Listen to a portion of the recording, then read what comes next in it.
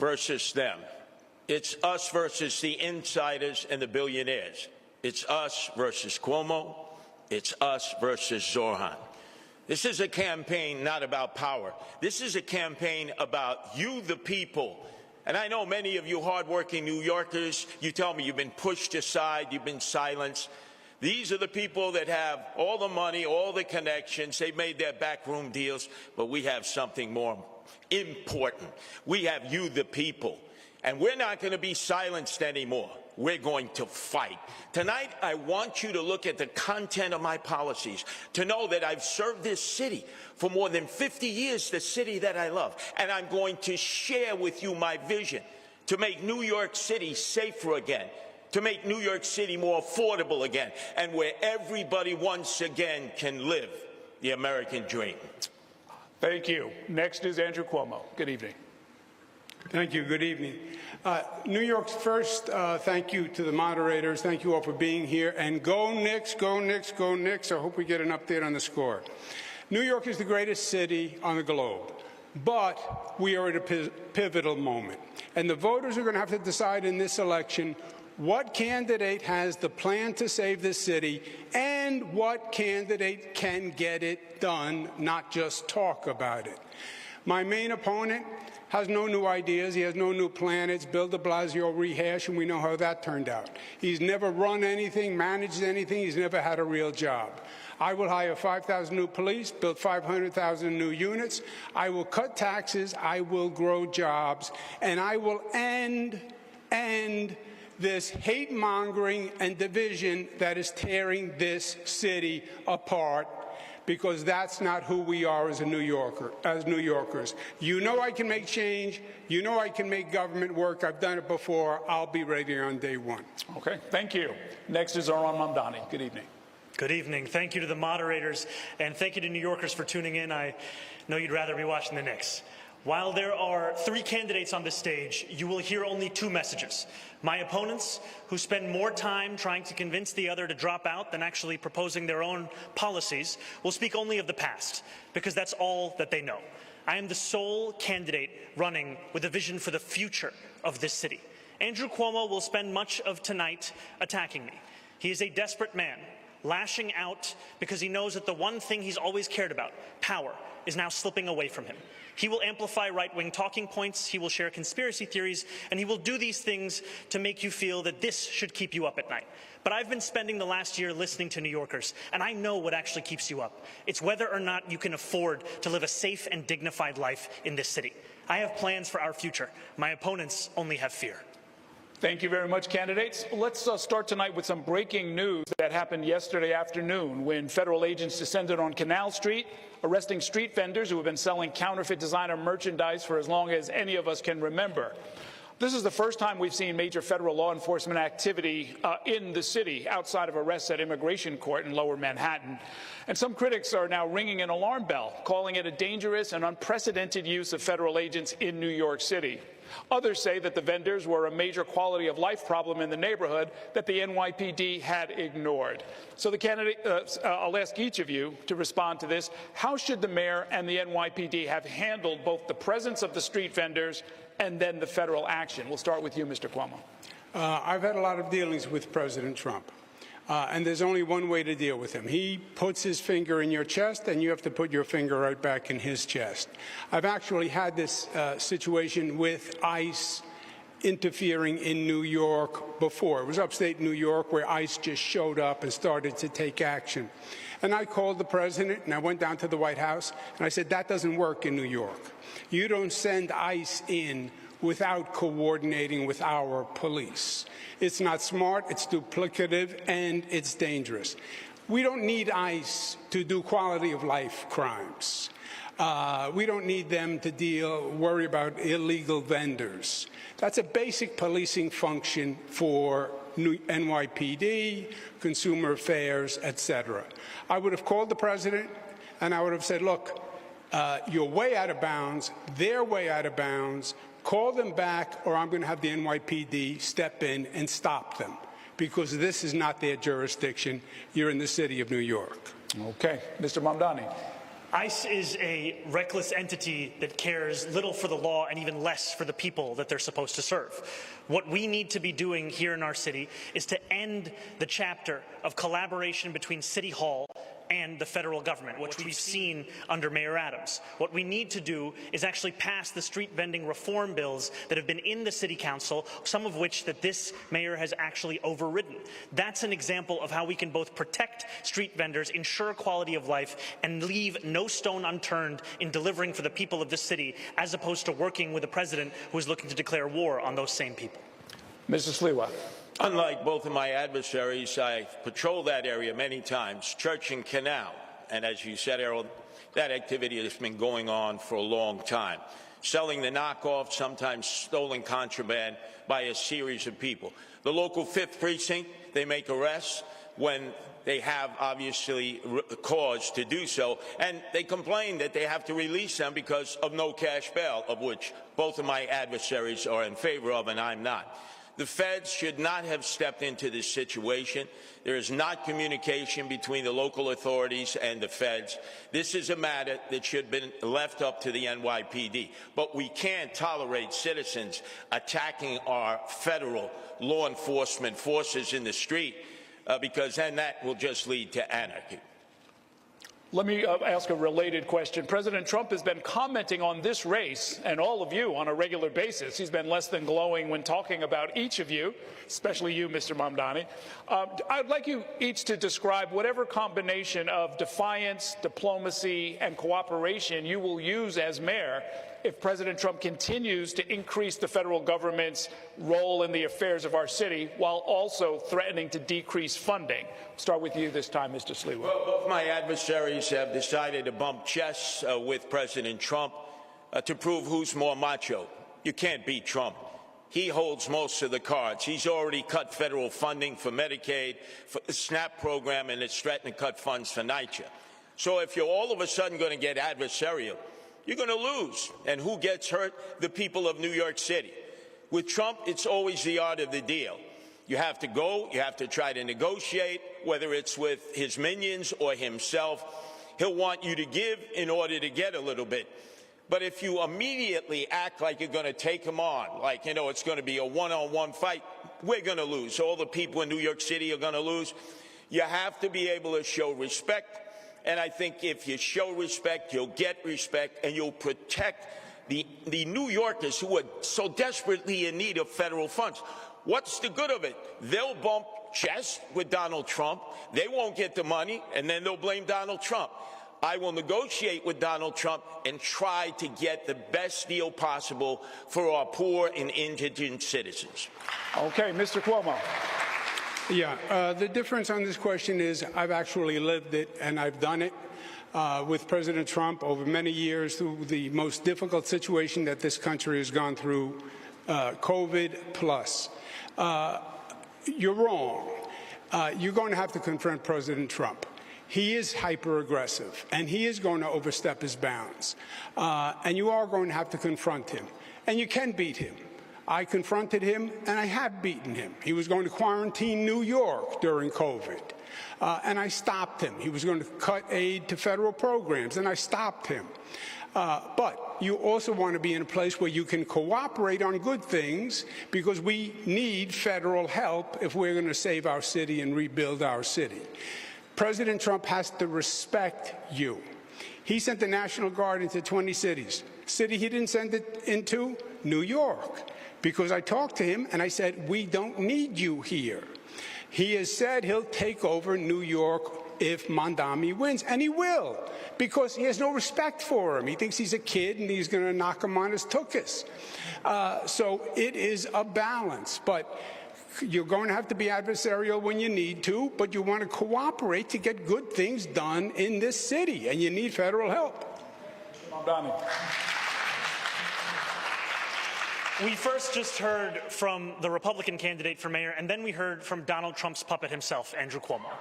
You could turn on TV any day of the week, and you will hear Donald Trump share that his pick for mayor is Andrew Cuomo. And he wants Andrew Cuomo to be the mayor, not because it will be good for New Yorkers, but because it will be good for him. Look, Donald Trump ran on 3 promises. He ran on creating the single largest deportation force in American history, he ran on going after his political enemies, and he ran on lowering the cost of living. If he wants to talk to me about the 3rd piece of that agenda, I will always be ready and willing. But if he wants to talk about how to pursue the 1st and 2nd piece of that agenda at the expense of New Yorkers, I will fight him every single step of the way. Okay. Short rebuttal from Mr. Cuomo. That's not what Donald Trump said. Donald Trump does an analysis of the race. Donald Trump, I believe, wants Mamdani. That is his dream, because he will use him politically all across the country, and he will take over New York City. Make no mistake. It will be President Trump and Mayor Trump, and he will come in and take over the city. I have no doubt. All he said was, his analysis is after the polls, it's a tough choice between a Democrat and a communist. And he considers Mamdani a communist. He happens to be a socialist. But between a communist and a Democrat, it's a tough choice for him. Okay. All right. Thank you, candidates. Brian wants to talk to you about some important issues on the minds of New Yorkers. Hi, candidates. Thank you for coming tonight. And the cost of living is our next topic. You've all cited it as a major factor, and of course so many New Yorkers are experiencing this, especially when it comes to rising housing costs. And many New Yorkers were shocked this week as a new report from the group Advocates for Children revealed that about 154,000 New York City public school students have been homeless at some point during the last year. 65,000 lived in homeless shelters. Even more were in doubled-up situations with no home of their own. It's never been over 150,000 before, they tell us, and it amounts to 1 in 7 New York City kids. As mayor, how would each of you tackle this problem to help this vulnerable population? And in this round, we're going to go Mr. Mamdani, Mr. Cuomo, Mr. Sliwa. So, Mr. Mamdani, you go first. This is a stain on our city. To see this many children in our public school system be homeless, and to know that this is the 9th consecutive year that it's more than 100,000 of those children. What we need to do is ensure that next year is not the same. And we are going to do that by building the housing necessary such that New Yorkers are not priced out of this city or forced to live in shelters. And that's why my campaign is going to deliver 200,000 new affordable homes across the 5 boroughs, all while freezing the rent for more than 2 million rent-stabilized tenants. Now, in the public school system, we also have a program called Every Child and Family is Known. It links a child who is living in a homeless shelter with an employee of the public school system. It also links that employee with the child's family. It's been shown to increase attendance records, self-esteem, a level of belonging in that school system. I am going to increase that pilot program to more than 200 schools, and we're going to do it because we have to deliver for these children. Mr. Cuomo. Yeah. Zohran is a great actor. He missed his calling. Freeze the rent sounds great. Yeah, it affects about 25% of the number of housing units in the city of New York. It's not a new idea. Bill de Blasio did it. It turned out to be a debacle. And it does nothing for 75% of the units. And for the 25, it just postpones the increase and actually causes us to lose units because landlords took them off the market. And ask you to address the homeless children question, and we will get to rent freeze. Yeah, well, the answer to homeless children is you need more affordable housing. And I'm saying freeze the rent was done under de Blasio. It doesn't work. It's a canard and just a great 3-word slogan for TikTok. The way to increase availability of affordable housing is to build affordable housing. I was the HUD secretary. I did it all across the country. We have 1% vacancy rate. We're not building enough affordable housing, and you need a competent, productive government to do that. And that's what I've done across the country, across the state. Make government work. You get the supply up, the rents will come down. Thank you, Mr. Sliwa. Okay, Mr. Mamdani, you were named, so you get 30 seconds. We are in the 9th consecutive year of more than 100,000 children in the New York City public school system being homeless. That means it began when Andrew Cuomo was the governor. And what did he do? What did he do about it? He did not do anything. He spent more money on a singing water fountain at LaGuardia Airport than he did on the average cost of an affordable housing unit.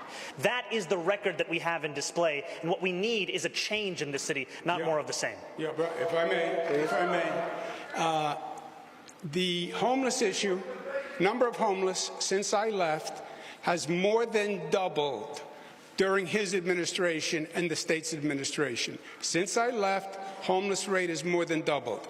When I left, the vacancy rate on housing was 4.5%. It's now 1%.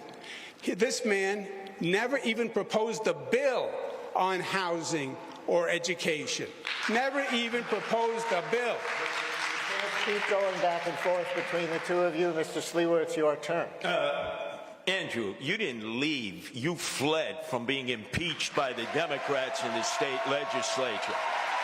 Leave. You fled. But let's get back on topic, because I'm the only candidate up here who's been into many of the over 300 Department of Homeless Services shelters, and the family shelters are unsafe for the families there. We have to make them safer. We have to bring teachers into the shelter. Many times, the mothers or the guardian have to get on bus after bus and take them to a school that's 2 or 2.5 hours away.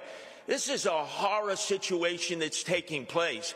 And we have to prioritize this, because this number of homeless children is going to grow. It takes 5 years to build affordable housing. We need to address it in the shelters itself, to be able to handle it so that the teachers can come in, whether they're public school teachers, charter school teachers, and I know there are a number of parochial school teachers who love children who would volunteer their efforts to do that.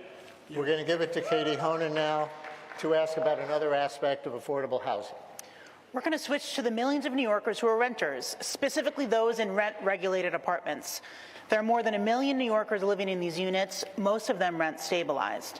Mr. Mamdani, you've proposed a rent freeze for these tenants.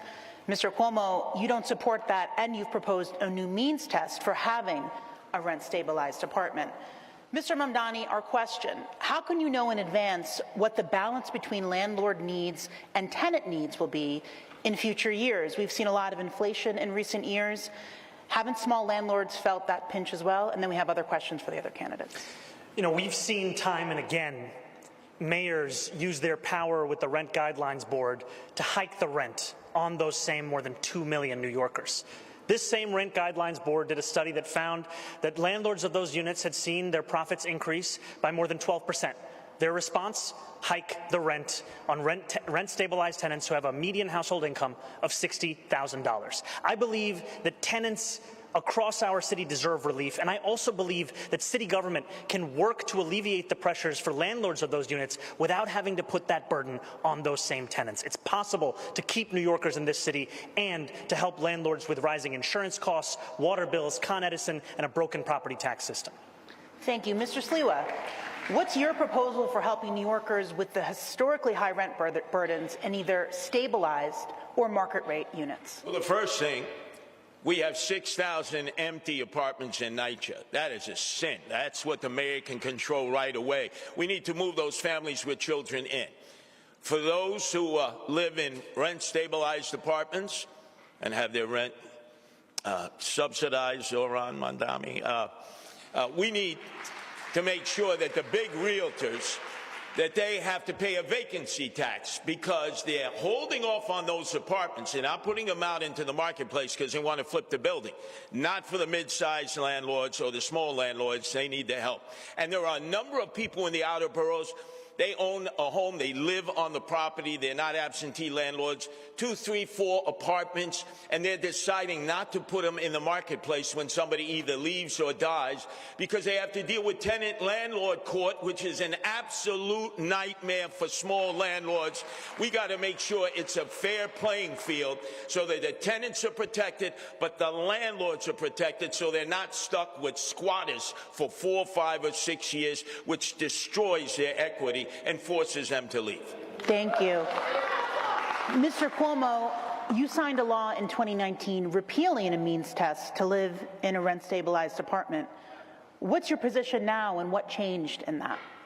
The 2019 law was added tenant protections that had never been added before.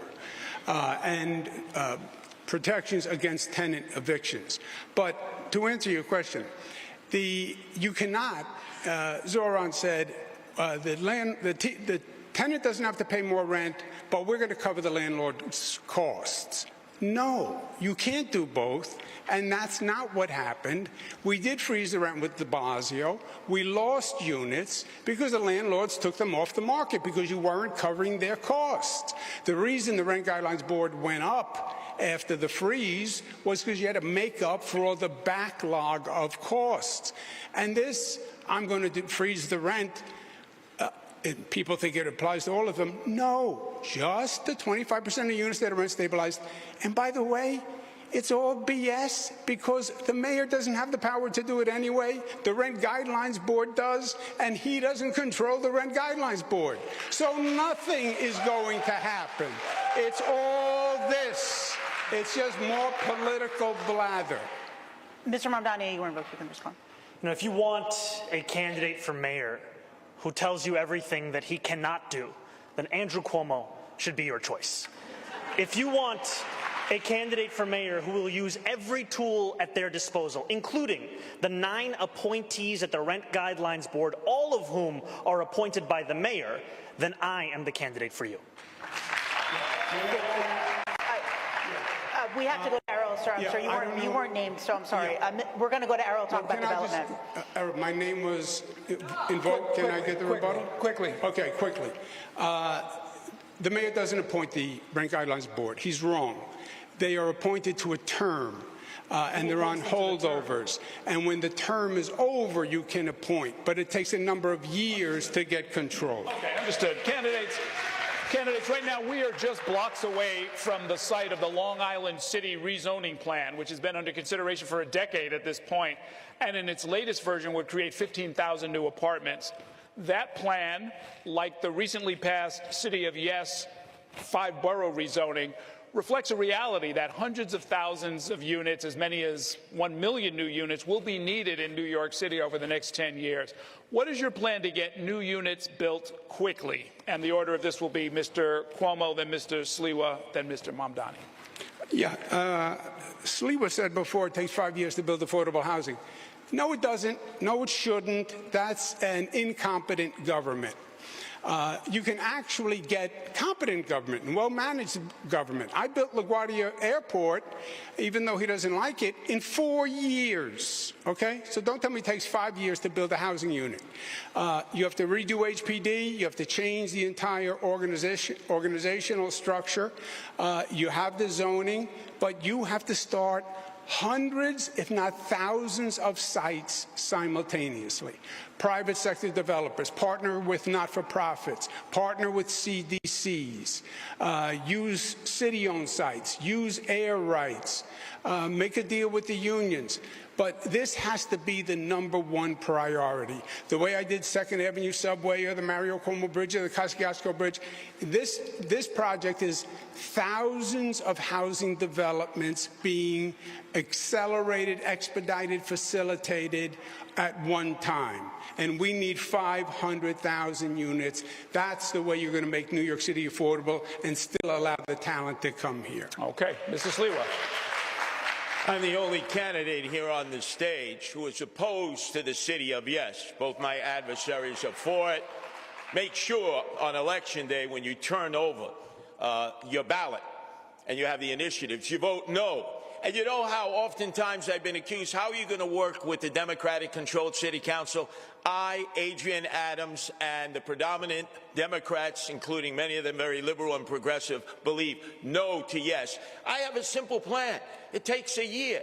We have 25 Empire State buildings that would be empty and just have office space that'll never be used because business doesn't operate the way it used to. Retrofit them to affordable apartments. Most are in Manhattan. The infrastructure is there. You set up a partnership with developers. It'll put men and women to work, and you'll get your affordable apartments a lot quicker and not be a burden to the outer boroughs and the residential communities because you're in the back pockets, Andrew, of the developers who wine-dined and pocket-lined you. Let me ask you a follow-up on that, Mr. Sliwa. Do you think each elected city council member should have basically veto power over whether or not housing gets built in their district? Absolutely. Local control. Community boards should have their say. What happened to zoning? We throw it out. Eric Adams.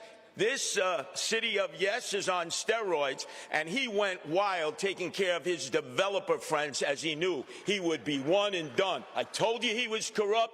I told you there would be chaos, and I warned you in 2021. You should have elected me mayor then. Okay. Mr. Mamdani. We need to build more housing all across New York City. Today, New York City builds about 4 houses for 1,000 people. Jersey City's at 7. Tokyo is at about 10. We need to do this by streamlining the processes of private sector construction across the city, by ensuring we're building more around hubs of mass transit. And we also need to ensure that the public sector is building truly affordable housing. And what I mean by truly affordable is housing that is built with the median household income in mind, which is $70,000 for a family of 4. And that's why my administration will do exactly that, scaling up programs we already had in HPD, like senior affordable rental apartments, SARA, like Ella, extremely low-level affordability. These are the kinds of programs that will deliver a city that New Yorkers can actually afford. There was reference to the 3 housing-related charter amendment questions. I know Mr. Cuomo is on the record as saying he favors them. We just heard Mr. Sliwa say that he's against them. Where do you stand on those? I'm appreciative that those measures will be on the ballot and that New Yorkers will be able to cast their votes for them. I know that we desperately need to build more housing in this city, and I also know that the jobs we create in the building of that housing should be good jobs as well. What a political answer. What is your opinion, Zohran? Yes or no? Come on. Yes or no? What is your opinion? Yes or no, Zohran? Don't be a politician here. I got it. They're pointing out what I was about to. Please, They didn't answer the question. No, I think on the stage you can see 2 people appealing for the Republican Party's votes, and myself. Answer the question. Answer the question for once. My question to you was, do you support the 3 ballot amendment questions? I have not yet taken a position on those ballot amendment questions. Oh, what a shocker. All right. What a shocker. We're going to move on. Don't worry, once he takes it, he'll change it anyway. We're going to move it on. We're going to move on. The candidates, the rhetoric on the campaign trail has become more heated in recent weeks. We have reached a point where 2 of the candidates on stage here tonight have armed security. I would like to spend a few minutes to see if we can dial down the rhetoric. Mr. Mamdani, some Jewish New Yorkers continue to say that your comments on Israel and the war in Gaza leave them feeling unsafe and concerned about their future in our city. Recently, several prominent New York rabbis took the unusual step of denouncing your candidacy, including the rabbi of the Park Avenue Synagogue in Manhattan and Rabbi Michael Miller, the longtime leader of the Jewish Community Relations Council, who is a friend to many of us. Do you have any regrets about how you've dealt with these issues, and will your longstanding views on the subject get in the way of your ability to be an effective mayor? I look forward to being a mayor for every single person that calls this city home. Not just those who voted for me in the Democratic primary, not just those that vote for me in this general election, but all 8.5 million New Yorkers. And that includes Jewish New Yorkers who may have concerns or opposition to the positions that I've shared about Israel and Palestine. You know, just a few weeks ago, I was on the M57, the slowest bus in New York City.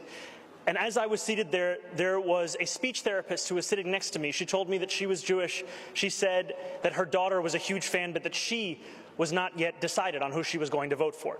And she shared to me about her fears in this city, about rising anti-Semitism. And I told her what I will tell New Yorkers today, which is that I will be the mayor who doesn't just protect Jewish New Yorkers, but also celebrates and cherishes them, who doesn't just increase funding to hate crime prevention programs by 800%, who doesn't just ensure that the NYPD are outside of synagogues and temples on the high holy days, but also actually delivers on the implementation of the Hidden Voices curriculum in our school system, so that children in this city learn about the beauty and the breadth of the Jewish experience right here in the 5 boroughs. Okay, I've got a different. Yeah, but can I just comment on that, please?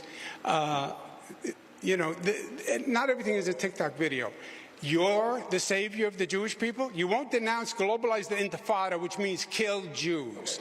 There's unprecedented fear in New York. It was not several rabbis, Errol. It was 650 rabbis who signed the letter, not several. Let me ask you a related question, Mr. Cuomo. Many New Yorkers have serious grievances with Israel and the way the Israeli government under Benjamin Netanyahu has conducted the war in Gaza and expanded settlements in the West Bank. What would you say to and how would you handle New Yorkers who are in the streets, if you were mayor, protesting the actions of the Netanyahu government? Fine. That's your right. Protest, demonstrate, disagree. God bless America. God bless New York City. And there is no doubt that there's two sides on what's going on, and the passions are very high. That doesn't justify anti-Semitic behavior in New York. It doesn't justify having a Jewish population that feels unprotected in New York. It doesn't justify leaders who stoke the flames of hatred against Jewish people, which is what Zohran does, in my opinion. I'll give him a chance to answer, and then we'll go to Mr. Sliwa.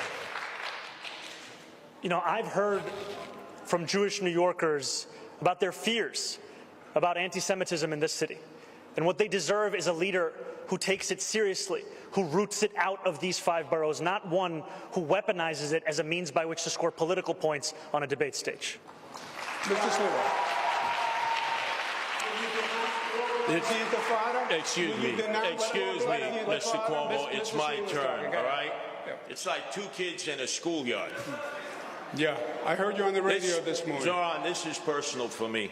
I know you are under threat. The mother of my 2 youngest sons who are raised Jewish, Melinda Katz, is prosecuting this person who came up and tried to do you harm. But let me speak on behalf of my 2 sons. When they've heard some of the statements you've made, like in support of global jihad, and I hear some people out there saying the Jews, their time is due, which means the same thing. They're frightened, they're scared. They view you as the arsonist who fanned the flames of anti-Semitism. They cannot suddenly accept the fact that you're coming in like a firefighter and you're going to put out these flames. You've got a lot of explaining to do, a lot of apologizing to do.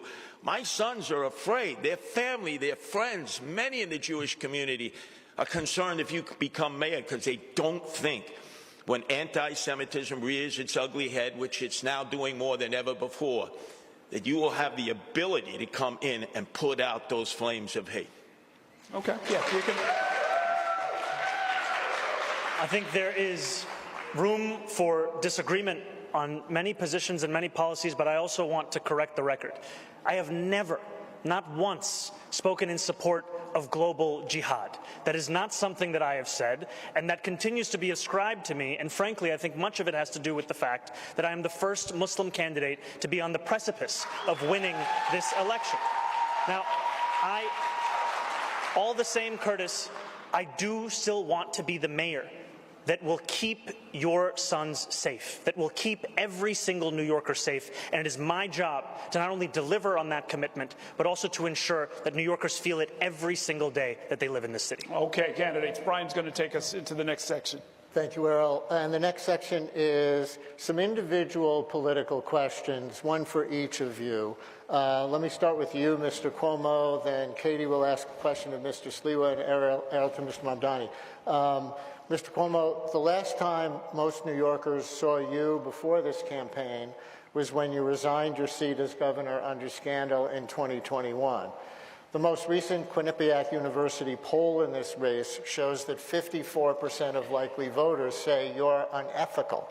Meanwhile, you also have strained relations with Governor Hochul, State Attorney General Letitia James, and others. What would you say right now to New Yorkers who have questions about your moral compass and concerns that you cannot effectively work with other elected officials? Yeah, well, first, you somewhat misstated the facts, but I resigned because there was allegations made. I didn't want to waste the time and distract state government. I knew it was going to take a long time to sort out. I left, which I thought was respectful to state government. We sorted it out legally. Nothing came from any of the allegations. I was dropped from the cases. You know that. We've had this discussion 4 times, but you like to talk about the past rather than yesterday. I chose Governor Kathy Hochul. I would have no problem working with her. The legislature, I got 11 budgets passed on time, most in modern political history. They haven't gotten one done on time since I was there. So don't tell me who knows how to work with the legislature. And a mayor being able to deal with that legislature is key. Because don't kid yourself, I've watched every governor and mayor since Ed Koch.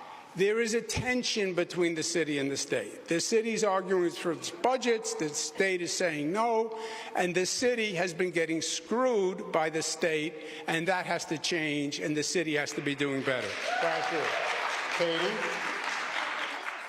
To many New Yorkers, you have often presented yourself as more of a well-known New York character than a serious policy expert. Your critics have said your candidacy is making it more likely that Zohran Mamdani can win the election. What do you say to them and to others who feel that while your name recognition has seen a boost, your candidacy is not helpful to New Yorkers, including those who share your views? Number one, I have 13 campaign offices open. I'm throughout the outer boroughs.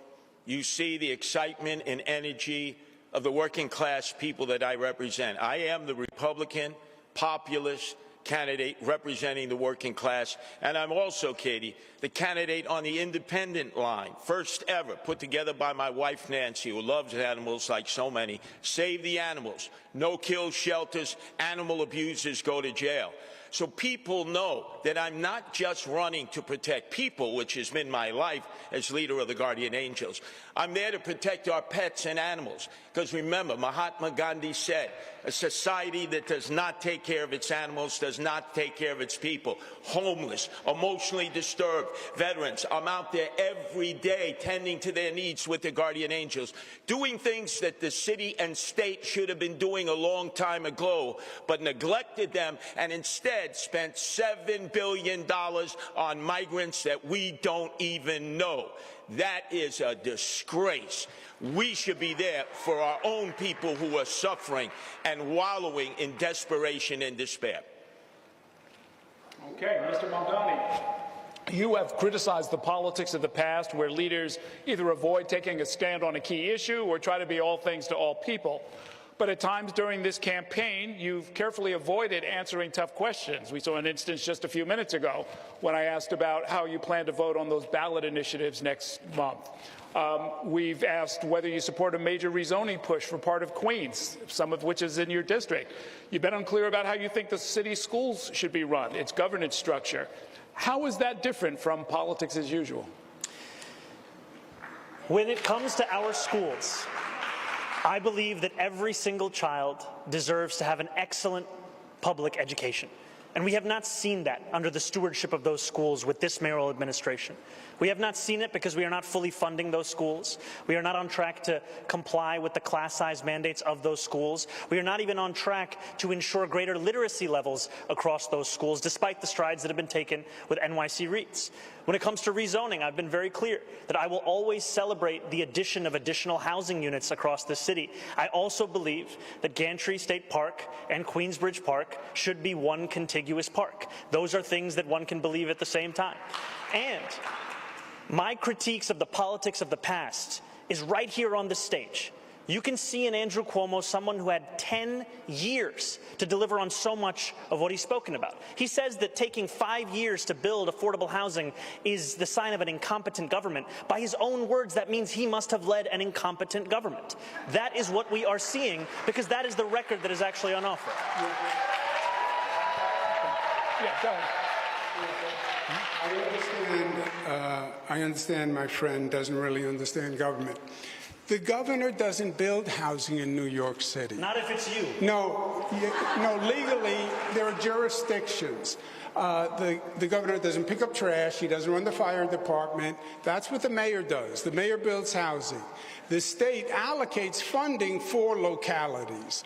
And I allocated more funding for housing than any governor in the history of the state of New York.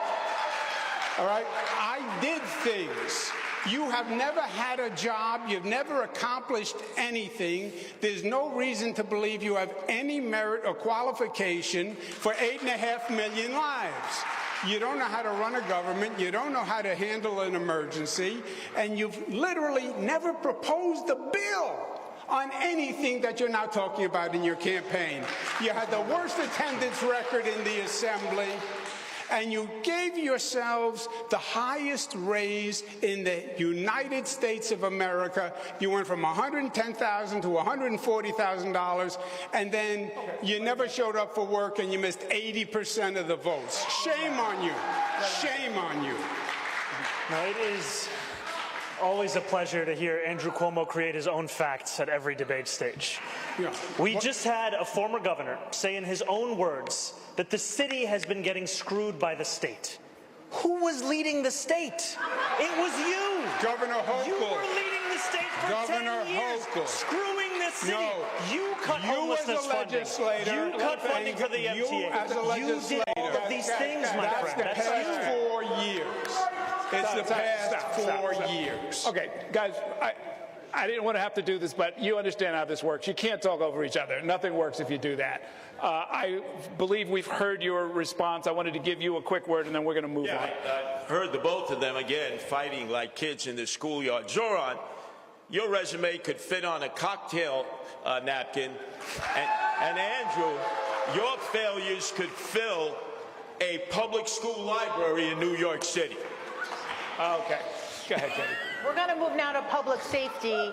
And there was some breaking news from the New York Times that you, Mr. Mamdani, would ask Police Commissioner Jessica Tisch to stay on as police commissioner if you are indeed mayor. I wanted to confirm if that was true. And for Mr. Cuomo and Mr. Sliwa, would you ask the current police commissioner to stay on if you were elected? So, Mr. Mamdani, we'll start with you. Yes, I can confirm that reporting. My administration will be relentless in its pursuit of safety and affordability for every New Yorker. And the delivery of that will require us to put together a team of the best and the brightest. Eric Adams stacked the upper echelons of the NYPD with corruption and incompetence. Commissioner Tisch took on a broken status quo, started to deliver accountability, rooting out corruption and reducing crime across the 5 boroughs. I've said time and again that my litmus tests for that position will be excellence, and the alignment will be of that position. And I am confident that under a Mamdani administration, we will continue to deliver on that same mission and do so while creating the Department of Community Safety to ensure that mental health experts were the ones responding to the mental health crisis. Because safety and justice is at the cornerstone of our pursuit of public safety, and in doing so, we will also be able to deliver our agenda for affordability. Thank you. And very briefly, quickly, Mr. Sliwa and Mr. Cuomo, would you ask Commissioner Tisch to stay on if you were elected mayor? Yes, I would, for stability. But then again, I don't think she would serve with either Cuomo or Zohran because she has railed against no cash bail. Cuomo, the architect of no cash bail. Zohran, the apprentice of no cash bail. That's why criminals are running in the street. And Mr. Cuomo, would you ask her to stay on? I would ask her to stay on. I don't believe Zohran when he says he would ask her to stay on. The DSA's position, his position has been to defund, disband the police. She wouldn't take that. His current position, today's position was freeze the budget. That would cause a reduction in police. She has called for more police. I've called for more police. Mayor Adams has called for more police. So their philosophies are totally incongruous. DSA calls for eliminating misdemeanors. He wants to decriminalize prostitution. I don't think she would support any of that. Well, we can't speak for her. She's not here. But I will ask the public safety question. And we'll start with you, Mr. Sliwa. The issues of crime and disorder on the streets. The NYPD says the crime is going down in all major categories, most major categories, but to New Yorkers, they're still concerned with disorder and their own unique perception of crime. Do you think addressing quality of life concerns helps prevent more serious crimes? And how would you deploy the city's police force to deal with those serious violent crimes and also quality of life offenses like disorderly conduct and retail theft? Mr. Sliwa. First off, I've been in all 350 neighborhoods. I'm the only candidate that's on the subway each and every day. I've yet to hear from one New Yorker who said they feel safer either in the subways or the streets. And Eric Adams constantly heckling at us like it's the perception. No, it's the reality of crime. We need 7,000 police officers. We are badly understaffed.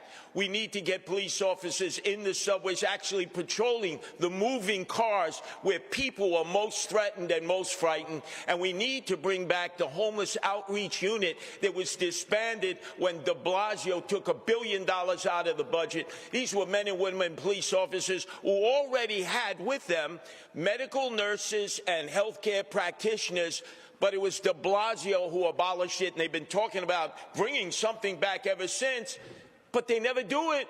Because I'm out there in the subways every day and I never see it. And when I'm mayor, it gets done on day one. The homeless outreach unit is put back into the NYPD. Thank you. Mr. Mamdani. You know, when I hear from New Yorkers of where they feel least safe, they will often tell me the subway system. And when they explain those moments to me, what they are often explaining is a mental health crisis in our city and a crisis of homelessness that has only continued to grow.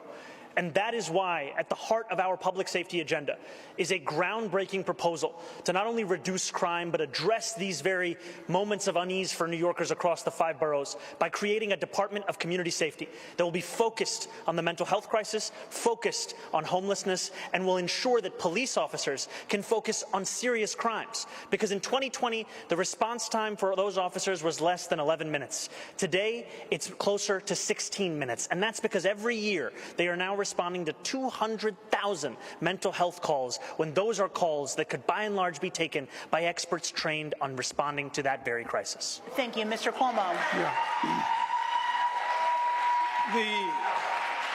The answer is always a new government agency. It's manage the system, manage the public safety system. We know how to do this. Mayor David Dinkins did it when we had a real crime problem. Hire more police officers. Of course, you have to deal with the mentally ill. Of course, that requires mental health specialists with police, because the situation can be dangerous. But hire the 5,000 more cops, because they're all quitting, because they're getting worked too hard. You're going to have to raise the starting salary, because nobody wants to be a cop today, the way they're treated. Put 1,500 in the subways. Forget this Zohran idea of not prosecuting misdemeanors. Prosecute misdemeanors. Those are quality of life crimes. And that's very important. Yes, the subways are scary, but it's scary in their neighborhood too. Those quality of life crimes also have to be addressed. Mr. Mamdani. No matter how many times Andrew Cuomo describes it as my idea or my policy, I have never once stated that we were not going to prosecute misdemeanors. And that is what you see from the former governor, is someone who spends more time talking about the platforms of other organizations and other individuals than the one that I've actually put forward, or the one that he is supposed to be running on. Now we'll hear from Brian for another question. And excuse me 1 second. Can I just respond to that accusation? Whether it's misdemeanors or felonies, no cash bail releases him back into the streets, and both of you are for no cash bail. I want to move on. You'll get your opportunities, I think, because I want to bring up a particular crime concern, and that is violence among younger New Yorkers, specifically teenagers. My question is, what is your stance on the statewide Raise the Age law, which increased the age of adult criminal responsibility from 16 years old to 18 for most crimes? Police Commissioner Tisch says, quote, "The mentality on the street is that nothing happens to those under 18 who possess a gun." So would you support modifying Raise the Age in any way? And Mr. Mamdani, since you just announced that you would invite Commissioner Tisch to stay on, would you go along with her on this? I would not support changes to the state's legislation, and I would not support them because the major issue with the implementation of that legislation has been the fact that there is hundreds of millions of dollars that was supposed to be delivered alongside that law that is still languishing in Albany. And I am excited to be the next mayor of the city, to finally fight for the money that this city is owed, to ensure that we deliver it to our young people across the 5 boroughs. Mr. Cuomo. What I was referring to before is Zohran is a member of the DSA, Democratic Socialists of America. They have a charter. He gives them 3% of his salary. He has said multiple times, I am a DSA member, I pledge allegiance. They say abolish jails, defund police, don't enforce misdemeanors. Go to my website, andrewcuomo.com. It's right on the front page. Now, is he lying to the DSA? Is he lying to New Yorkers? Is he lying to everybody? Who knows? On the Raise the Age, I passed the law. I support the law. We were one of only 2 states that put 16 and 17-year-olds in adult prisons.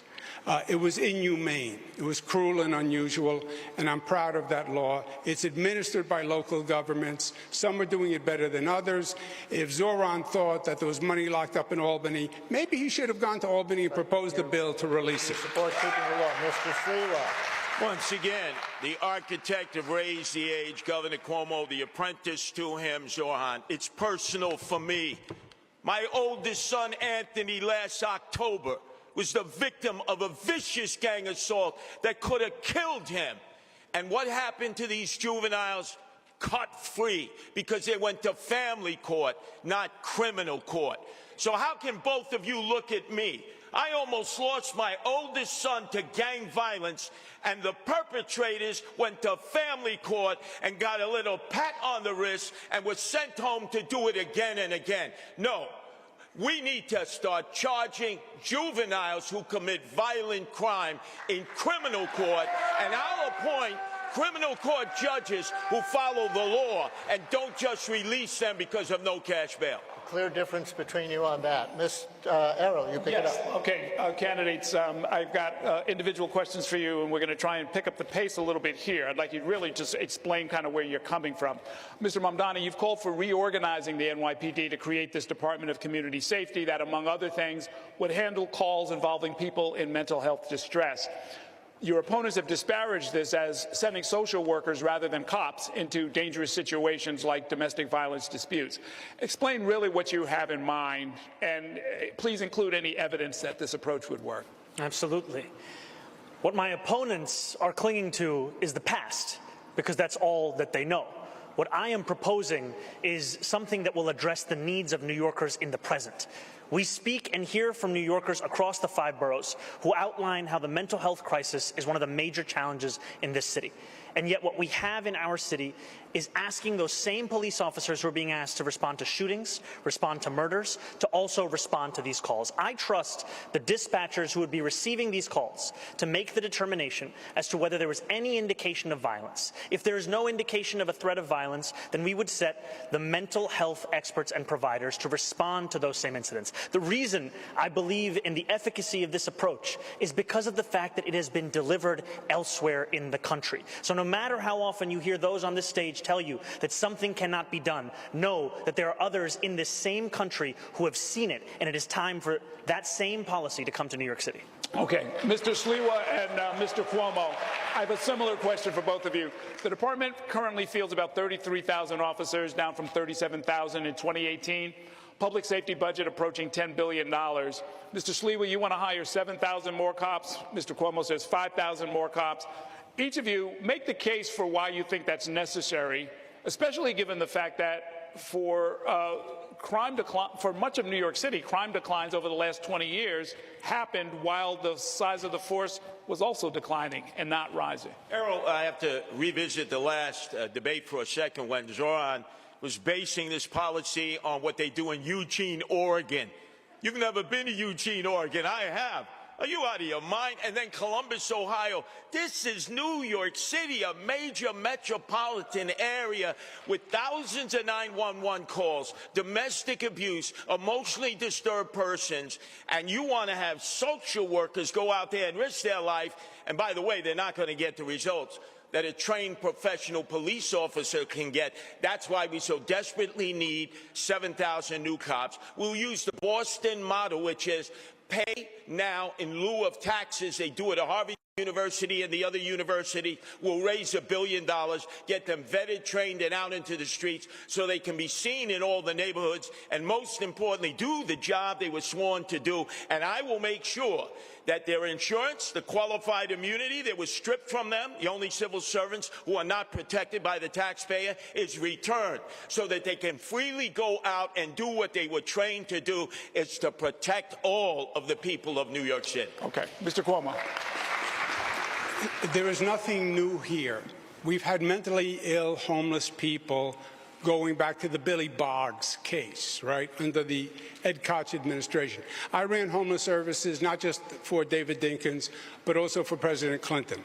I've worked in every state, all the large cities, on all homeless programs. I've spent dozens of nights out trying to bring mentally ill people in. It can be done with mental health workers and police workers. You cannot tell from a phone call if a person is going to be dangerous. And I have seen personally many times a person who seemed very calm and sedate explode into rage. Why? Because that's sometimes a symptom of mental illness. So there's nothing new here. It just has to be done and managed. Yes, you need more police. You need more police, first of all, Errol, because they're quitting because there are not enough to staff the force, and they're working overtime and weekends, and their family life is destroyed. So you have the highest attrition rate in modern history. You have to hire 5,000 just to slow down the attrition. Okay, thank you, candidate. 40,000 beds for mental health in the state hospital system. By the time you fled fearing impeachment, you cut the budget down to 4,000 beds. Shame on you for putting those emotionally disturbed persons in the street. You don't know what you're doing. Well, there's one bet I'm going to say for you, but no one is saying to go back to Willowbrook. That's when there were 40,000 people in mental institutions. Yeah. We left that 40 years ago when we went to community-based housing. We're going to stay in this century, guys. Yeah. The next, we're going to do our lightning round where each candidate will answer our questions with a brief response, usually yes or no. I'm going to do the first couple. Candidates, if you had the power, would you keep, kill, or modify the congestion pricing program? Just say one of those words. Keep, kill, or modify. Mr. Sliwa. One and done. Dead. Mr. Mamdani. Keep. Keep. Okay. Would you expand, decrease, or keep the same number of so-called safe injection sites for drug users in the city? Mr. Mamdani. Can you say the options again? Expand, decrease, or keep the same? Keep the same. Mr. Cuomo. Keep. Close them down. Okay. The last two mayors proposed allocating 1% of the city budget for parks. Will you make the same pledge here tonight, Mr. Sliwa? And another 2%. Keep your hands off the parks, you greedy developers. 1%. Mr. Cuomo. 1%. Okay. 2%. 2%. Okay. Another lightning round question. The city recently enacted a 15-mile-per-hour speed limit for e-bikes. And, of course, there are the other motorized two-wheelers that also frequently ignore red lights and other traffic laws. If you were mayor, would you direct the NYPD to ramp up speeding tickets and other moving violations on the motorized two-wheelers, Mr. Cuomo? Yes. Look, this is a dangerous situation for many people. Mr. Mamdani, yes or no? I would actually build on the city council's progress in holding the apps accountable like DoorDash and Grubhub to ensure that there weren't incentives for breaking those street traffic So laws. you would not increase ticketing the riders? I do not think the police should be the ones dealing with the failures of these app companies. Mr. Sliwa. License them, register them, and yes, do enforcement on them. All right. There is a ballot question to align mayoral election years with presidential election years in the future. Do you support this, Mr. Sliwa? Absolutely not. All the attention would go to the presidential election, not to the mayoral election and all the down-ballot elections, all of our city council people. That's a no, Mr. Mamdani. I haven't yet taken a position on any of the ballot referendums. Oh, shocker. Again? Same answers again and again and again. Yes. Katie. Thank you so much. First question, do you support having a casino in the 5 boroughs, like it's a full casino, and do you have a favorite among the 3 current contenders? Mr. Sliwa. No, only if the community wants it. Mr. Mamdani. I'm personally skeptical of casinos, but voters did choose to bring them to New York City, and unlike Andrew Cuomo and Donald Trump, I don't view the law as just a suggestion. Do you have a favorite of the 3? No, I don't have favorites of casinos. Mr. Cuomo. I do not. I have not reviewed the proposals. I was not in. I did not vote. It's not so hard to say. I did. Let me just so you understand some facts. I did not vote to bring the casinos to New York City. I did casinos in upstate New York as economic development measures. I had no part of these 3 casinos, how they were done. I think it's highly problematic, and I think there's going to be a lot more to come. If this was, if this was a ranked choice, You and Zohran can't answer a straight question. If there was a ranked choice election, how would you vote, Mr. Mamdani? If there was a ranked choice election? In this. You'd have to rank these. Myself number 1 and Curtis number 2. Mr. Sliwa. Oh, please don't be glazing me here, Zohran. Are you kidding? Mr. Sliwa, do you have an I answer? support ranked choice voting, but I'd only vote for myself. Mr. Cuomo. I love that Zohran and Curtis ticket idea. I don't know. I'm just enamored with it. I would just rank myself. Would any of you accept Mayor Adams' endorsement? Mr. Mamdani. No. Mr. Cuomo. Yes, I would. Mr. Sliwa. Absolutely not. Put that crook in jail where he belongs. And final, a fun one. Be careful. Be What careful. What is your favorite live music venue in New York City, Mr. Sliwa? Oh, chain smokers. EDM. Under the K Bridge, I'm presuming. That's right, the Kosciuszko Bridge. Mr. Mamdani. Forest Hill Stadium. Mr. Cuomo. Under the Kosciuszko Bridge. Have you seen a show under the K Bridge? Who'd you see? No, I picked up my daughters at a show, though. That's as close as I got. Candidates, it's time for the cross-examination round. That's where each candidate gets a chance to ask one question of one rival. The order was selected at random. We're going to begin with Curtis Sliwa. Zohran, you talk about free, free, free. But we know that somebody's got to pay for it, and that's you, the taxpayers. And that's going to lead to bankruptcy. The only reason that Zohran is on the stage is because of the failed Governor Cuomo, who was rejected by the Democrats in the primary and rejected by 13 women who charged you with sexual harassment. Do you ever know that no means no? You know what no means? Your question is to Mr. Mamdani? Cuomo. Who was your question Well, we to? can bifurcate it, right? No. You can't. Who was your question It's to? to Cuomo. Okay. Your response, Mr. Cuomo. I'm not sure what the man said, but the situation, my legal situation, as we discussed before, was fully litigated. I was dropped from the cases.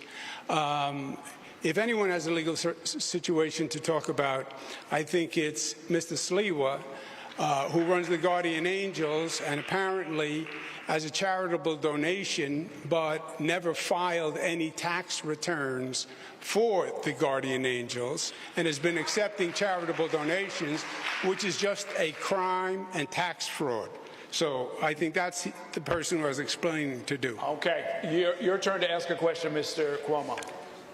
To Zohran, I believe, as we've stated, that you have been a divisive force in New York, and I believe that's toxic energy for New York.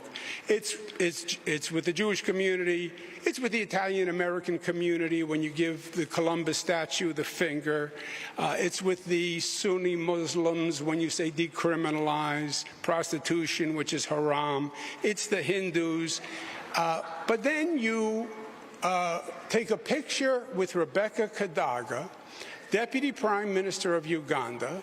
You take a picture with your father, you're smiling, he's smiling. She's known as Rebecca Gay Killer Kadaga. Question. You're a citizen of Uganda. You took the picture, you said you didn't know who she was, it turns out you did. How do you not renounce your citizenship or demand BDS against Uganda for imprisoning people who are gay?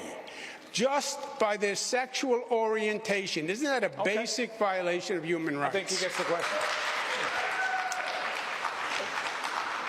My politics is consistent, and my politics is built on a belief in human rights for all people. And that extends to queer and trans New Yorkers, and it extends to queer and trans Ugandans. And had I known that the first deputy minister was the architect of that legislation, I would not have taken that photo. And yet I also know that this constant attempt to smear and slander me is an attempt to also distract from the fact that, unlike myself, you do not actually have a platform or a set of policies to protect those same New Yorkers here. All you have are the insults that you have lobbed at every single opportunity you have. Yeah. Okay. First, no, that's it. Cross-examination is just a question and answer. Your turn to ask a question. Mr. Cuomo, in 2021, 13 different women who worked in your administration credibly accused you of sexual harassment. Since then, you have spent more than $20 million in taxpayer funds to defend yourself, all while describing these allegations as entirely political. You have even gone so far as to legally go after these women. One of those women, Charlotte Bennett, is here in the audience this evening. You sought to access her private gynecological records. She cannot speak up for herself because you lodged a defamation case against her. I, however, can speak. What do you say to the 13 women that you sexually harassed?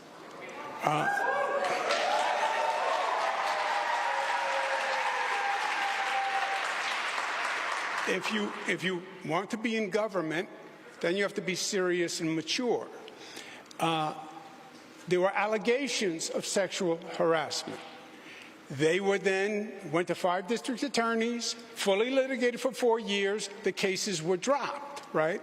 You know that as a fact. So everything you just said was a misstatement, which we're accustomed to from you. Stated was a misstatement? Yes, because the cases were dropped.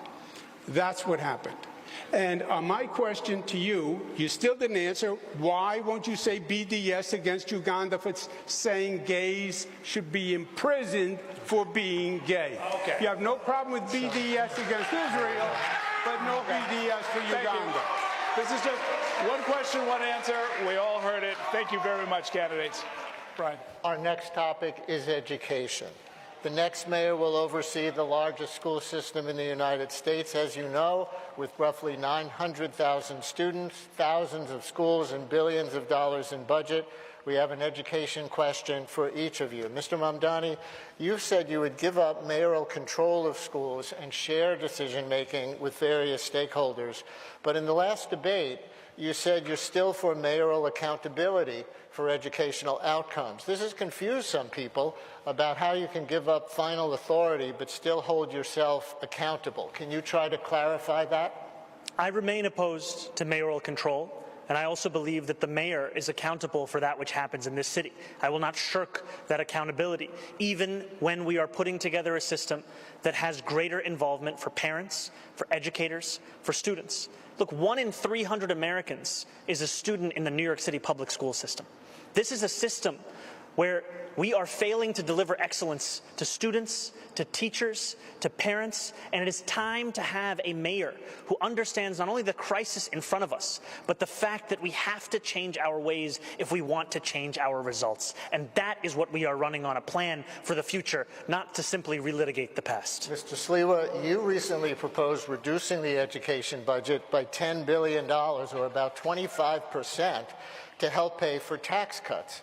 But your website includes things like, quote, hire more therapists, expand services for students with learning differences, build new vocational high schools, restore arts programs, expand athletic programs, and increase teacher pay to attract and retain top talent. Those are all exact quotes from your website. How do you defund the education department by 25% to cut taxes, add in the Trump administration's various cuts, and do all those expansions at the same time? Well, let me tell you, you have a bureaucracy at the Tweed Courthouse, perfect place to house the Department of Education because of the corruption in the top ranks. You have 13 deputy chancellors. You have about 50 department heads. Nobody at the school level ever deals with them. $41,000 we pay per student, and teachers still have to reach into their pockets to pay for basic supplies. You cut at the top, contracts that have been negotiated that have not been overseen. You will save millions and millions of dollars. And yes, you open up the schools as it was when I went to public school, after-school center, night center, weekend center, not just sports but culture, plays, musicals. People used to be able to take instruments home when they were in band and orchestra. That attracted children. 1/3 of our children don't even come to school each day, and we need more vocational training like we had when I was growing up. That's been depleted, and more charter schools. We need to raise the cap and have more charter schools for the children who have been waiting to get in for years. And Katie has an education question for Mr. Cuomo. Thanks, Brian. Mr. Cuomo, there's currently a state law to reduce class sizes in the city. You recently described the law as, quote, reckless, and proposed that popular schools be exempted from this law. You also want to start closing low-performing schools, one of the most controversial policies of Mayor Bloomberg. Would you defy the class size law, and if you close existing schools rather than work to improve them, what specifically helps the kids learn more and where? Yeah, the common denominator on all these things is, the question is, what is your plan to change things, and what is your ability and experience to do it? These are management challenges. And I have managed large bureaucracies. The Department of Education, we lost 1 million students.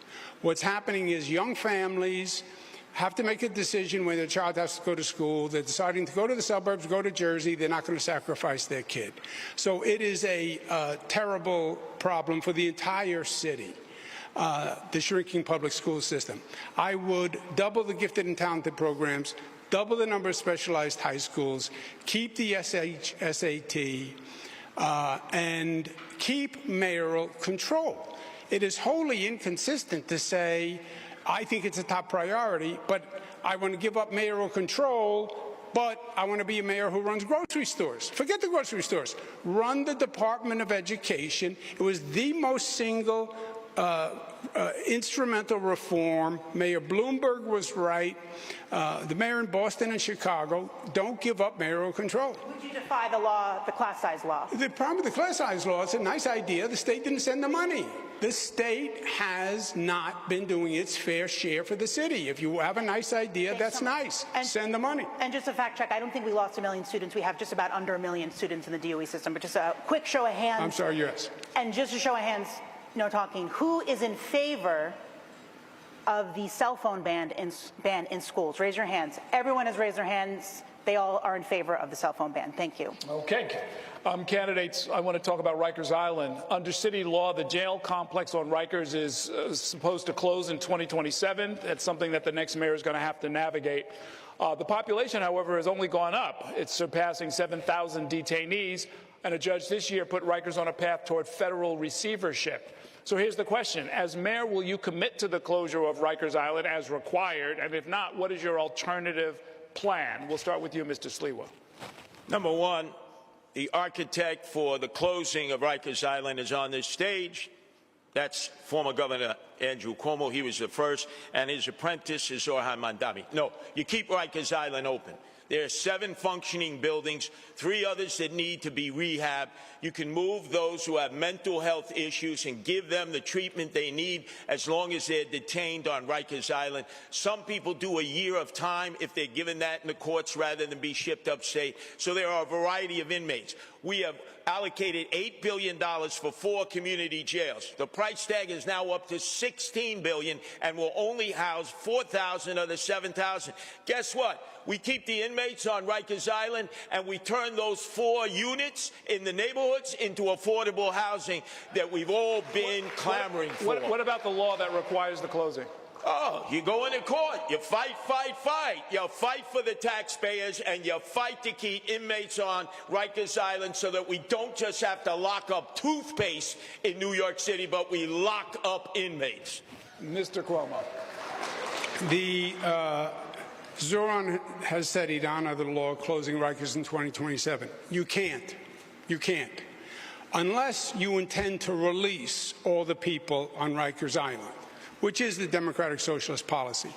The county jails are not going to be built. It was a mistake. The whole plan was a mistake.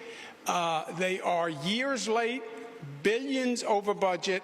I would say scrap the county jails, build new jails on Rikers Island, provide ferry and bus transportation for people from the other boroughs to visit on Rikers Island, and then use the existing 4 sites for commercial residential. But you cannot close Rikers on 2027 because there's no place to put the people unless you're going to release 7,000 people. Well, you're familiar with the idea that a law is passed, it's supposed to be followed, even if it's difficult, even if the timeline is screwed up, even if the money's not there.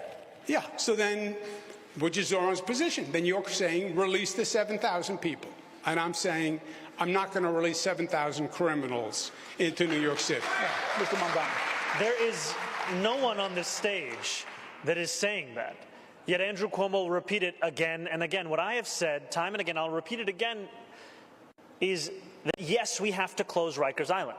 Rikers Island is a stain on the history of this city.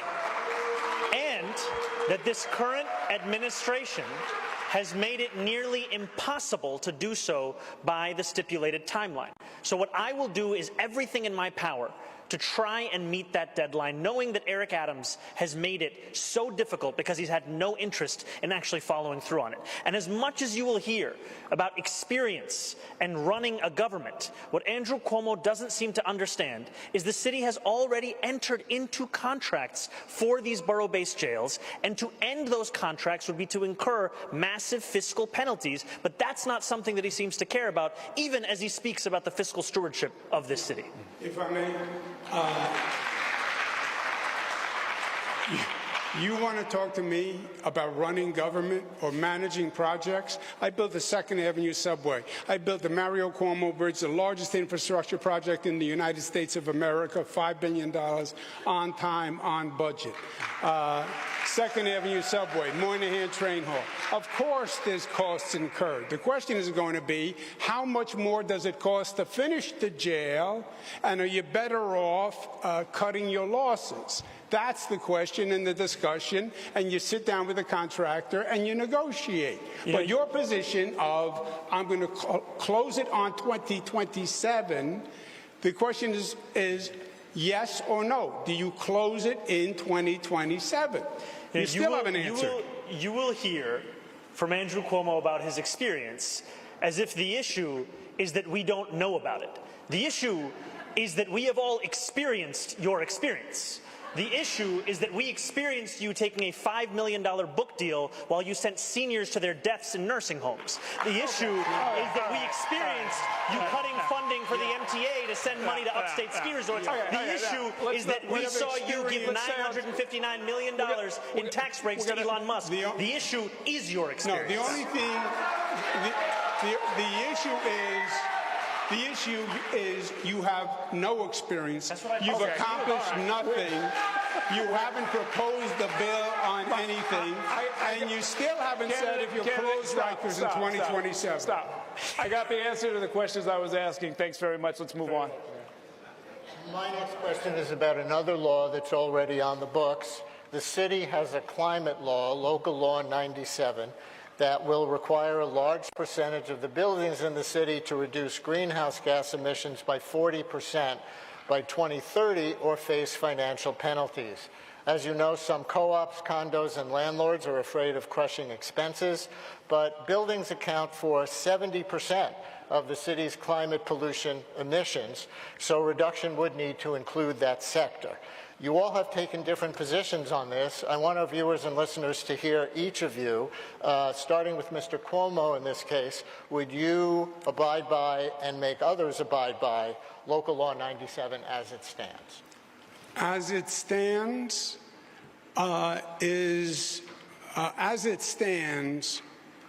you're going to have to be flexible in the application. What's going to happen now is many companies will just pay the fine because it's cheaper than actually following the rules. And that's the last thing you want. That accomplishes nothing, right? It's just another tax, in essence, on these units. So there's going to have to be flexibility. It's the right intent, it's the right goal, but how you implement it has to deal with reality and the costs. Again, otherwise, I can tell you, I've had this conversation with many of them. They're not even going to try. They're just going to pay the fine. What kind of flexibility, if you could be specific? It's going to be timing, and what do we mean, and can it be phased in? Mr. Mamdani. The climate crisis is one of the most pressing crises facing this city, and we deserve to take it on with the urgency it requires. It is right now easier to pay the fine than to actually comply with this legislation.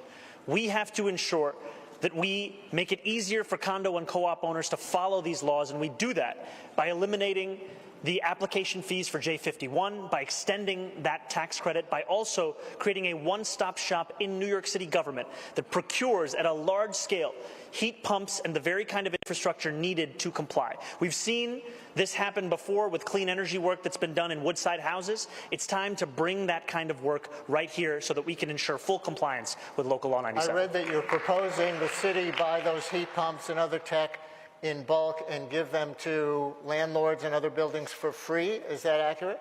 No, it's to actually ensure that they can afford the cost of these things by purchasing using an economy of scale. Thank you. Mr. Sliwa.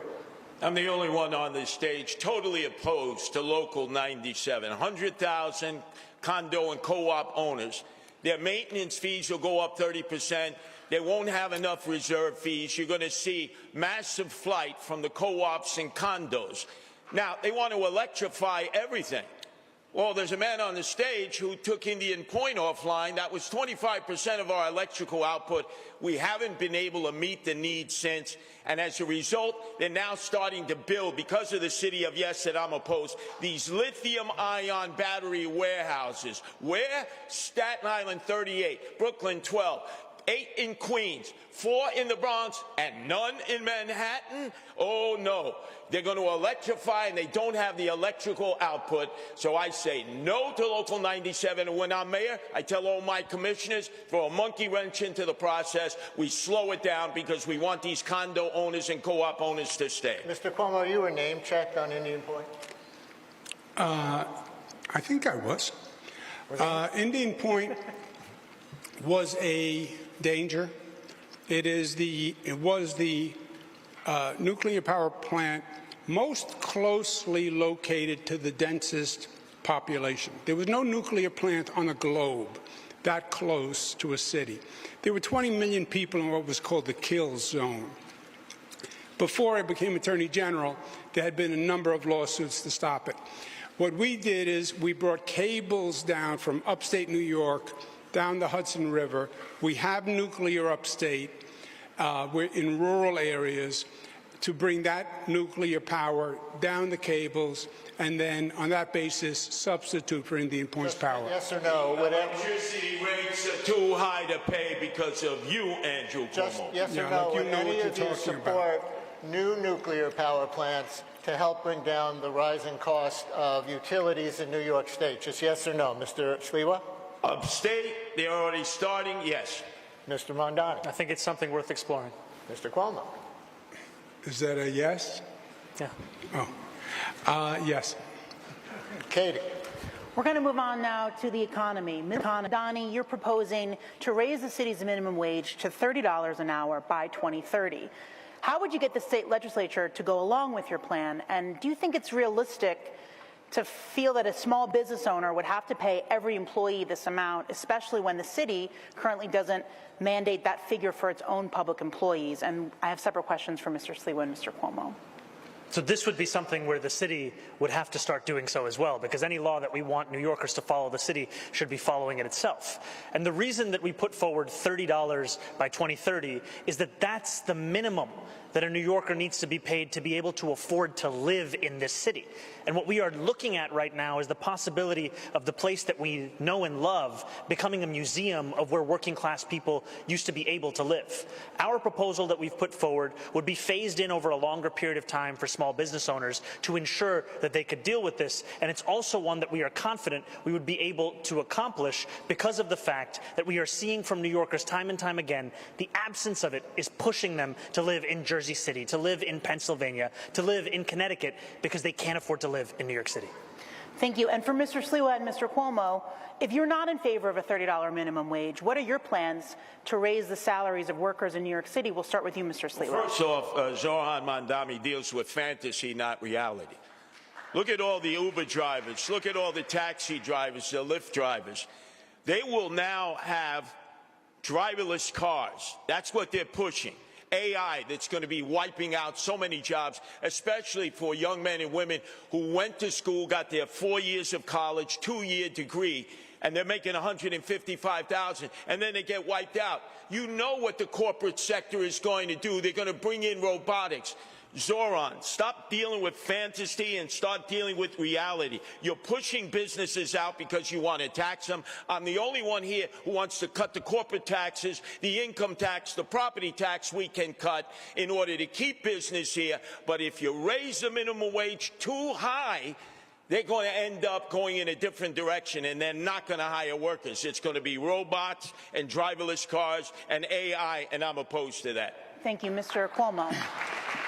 Yeah, I half agree with Curtis. Zohran does have socialist theory colliding with practical reality. I went through this. We raised the minimum wage to the highest in the United States of America. New York set the bar. We set it at $15. Every other state said, that's crazy when we did it. People in the state said that was crazy when we did it. But it was calibrated. It was doable. We phased it in different parts of the state. We phased it in with small businesses. We gave them assistance. Because if you raise it too high, and I believe 30 is too high, I would raise it to 20. If you raise it to too high, you do two things. People lose their jobs. You bankrupt the businesses. You're talking about basically doubling payroll. And you can have a negative effect where literally businesses close and people lose their jobs.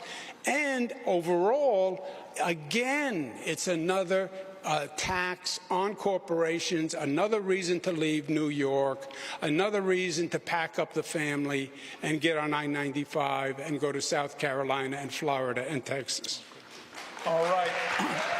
Candidates, we are coming down the home stretch. I want to alert our media partners, especially we're going to go over by 5 minutes, and we're going to have Brian lead a conversation about transit. Right, and we're going to have to do this very briefly to each of you because you each have transit things to answer to. Mr. Cuomo, you say the city should take partial control of New York City transit away from the MTA, which is mostly controlled by the state. Would the city then have to foot more of the bill? And if this is a good idea, why didn't you propose it as governor? The capital thing, first of all, New York City owns the New York City Transit Authority, not the MTA. It leases the trains and subways to the MTA. And then the question is the division of responsibility. New York City does the safety along with the MTA. The problem the MTA is having is the capital construction projects. It has been an ongoing problem. I came in, I took over Moynihan and finished it. I came in and took over 2nd Avenue subway, the L train tunnel. The capital construction projects are way overdue. Would it fall more on the city to pay? I would say no. There is a budget set. My only point is the MTA, which is a labyrinth bureaucracy set up by Rockefeller, which should have never been done in the first place. It's an overwhelming task for the greatest managers, and I hire both of them. But let the city manage the capital construction from the MTA budget. Mr. Mamdani, make your case briefly for your proposal for free buses for everybody, even those who can afford to pay. You know, first, I'll just say that one of the most celebrated leaders of the New York City Transit was Andy Byford, who had such a terrible experience working under Andrew Cuomo that he would rather work under Donald Trump right now. The proposal that we have put forward addresses the fact that today, in the wealthiest city in the wealthiest country in the history of the world, 1 in 5 New Yorkers cannot afford the bus fare. It would cost $700 million a year to make the slowest buses in the country fast and free. And by doing so, we would generate more than double in economic revenue for New Yorkers across the city. It would be something that would reduce assaults on bus drivers, it would increase ridership on those buses, and it would actually have environmental impacts as fewer New Yorkers would drive their own car or take a taxi and would instead get on the bus. And I know all of this because I delivered it as a state assembly member who won the first free buses in New York City's history. And Mr. Sliwa, your website, according to my reading, has a section on transit safety, but nothing on transit service. Do you have any core proposals for improving it? Oh, sure. First off, Zohran, I get a good belly laugh. Zohran, bro. Oh, all right. I'll keep practicing. I got you. I get a good belly laugh every time I hear you say free fare in the subways. Half the people don't pay anyway. How about fair enforcement? I'm the only one who says we have all kinds of fare programs for the indigent and the poor. But if you don't pay your fare, there needs to be enforcement. And by the way, I've taken the subway almost every day of my life since I was 5. The worst time was the summer of 2017, the summer of hell, Andrew Cuomo, You're right, when Curtis. you were running the subway system as the head of the MTA. I don't trust you with anything to do So with mass transit. how would you make it better? Oh, very simply. Everybody pays their fare, enforcement, more cops in the subway system. And by the way, we can get more people to voluntarily actually sponsor their subway system stations, clean it up, and beautify them, and add some life so the community has input into the subway that they have to go through the sleaze and slime all the time. All right, candidates, we've got just a couple of minutes. Let's have another quick lightning round where each candidate will answer my questions with a quick response, usually yes or no. Name one person you'd like to see run for president in 2028, Mr. Sliwa. Wow, in 2028. Man, I'm dealing right now with 2025. Mr. Mamdani. My only focus is on November. Mr. Cuomo. I haven't thought it through. Okay. We have a city of hundreds of languages and cultures. Can you greet New Yorkers in a language other than your own? Mr. Cuomo. Ciao. Buenos dias. Ni hao, 我的朋友. Okay. Buona fortuna per 100 anni. Okay. Have you decided on a school's chancellor, Mr. Sliwa? Yes, I would ask Bob Holden, who's taught 40 years. He leads Democrats for Sliwa. Okay. Mr. Mamdani. No, I haven't decided on a chancellor as yet. Okay. Should people be arrested for the solicitation of sex, Mr. Sliwa?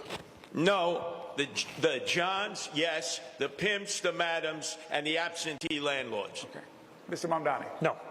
Mr. Cuomo. Zohran's decriminalization for prostitutes, johns, and pimps would be a disaster on the quality of life in They New should be York arrested, City. you say? Should people be arrested for soliciting sex? It is a criminal offense. I would keep it as it is. Okay. Last question. Can you name one thing that New York got right during the COVID crisis, Mr. Sliwa? New York got right. Oh, wow. He didn't get anything right during the COVID crisis. No. Mr. Mamdani. It only took me 15 minutes to get my vaccine shot when I went for that, and that was an efficient experience. Mr. Cuomo. Thank you for the compliment. That was a city-run vaccine All site. right, No, gentlemen. it wasn't. Thanks so much, gentlemen. That is going to do still it have to learn, for this debate. I would like to thank the candidates and our partners and all of you at home. If you missed any part of this debate, you can watch it in its entirety at ny1.com and the Spectrum News YouTube channel. Early voting is set to begin across the 5 boroughs on Saturday, with several other races on the ballot as well, including city controller, public advocate, the 5 borough presidents and members of the city council, as well as 6 ballot initiatives. There's some district attorney races as well. Election day is November 4th. Thank you all for watching. Have a great evening.